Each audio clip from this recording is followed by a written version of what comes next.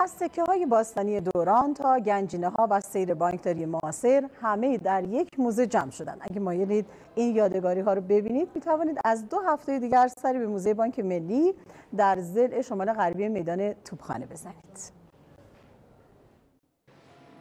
مجموعه‌ای بی‌نظیر از دوران هخامنشی تا دوران معاصر. ما توی مجموعمون از زمان هخامنشی تا قاجار حدود 10036 تا سکه که یک مجموعه واقعا کم نظیر توی ایران جمع‌آوری کردیم. در مجموعه موزه بانک ملی ایران آثاری همچون صندوقچه‌های گنج، شمش طلا، ترازو و ماشین حساب از سال 1307 تا کنون نگهداری می‌شود. ویترین هایی که در پشت سر من هستن، ویترین هایی هستن که بانک هایی مثل بانک کالیفرنیا و بانک پاکستان به ایران هدیه میدن و ویترین های سمت راست ویترین هایی هستن که بانک های اتریش و بانک مجارستان به ایران هدیه میدن که هر کدوم سعی میکنن از نمادهای کشور خودشون استفاده کنن. آثار نفیسی چون تابلوهای نقاشی، خوشنویسی، قلمزنی و نگارگری از دوره زندیه تا معاصر جلوه دوچندانی به این موزه بخشیده است. یکی از آثار متعلق به دوره زند و برخی از آثارمون دوره قاجار و بقیه متعلق به دوران معاصر هستند. از جمله هنرمندان شاخص توی دوران معاصر میتونیم به خانم ایران درودی، آقای عربشاهی، آقای امدادیان،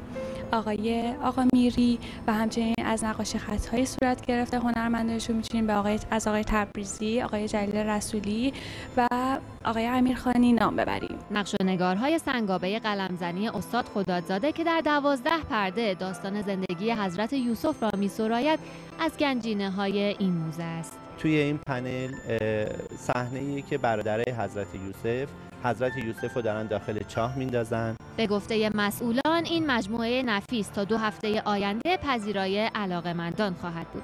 این موزه می‌تواند اطلاعات گسترده‌ای درباره تاریخ صنعت بانکداری در ایران را در اختیار بازدید کنندگان قرار دهد. فاطمه رهبر، خبرگزاری صدا و سیما.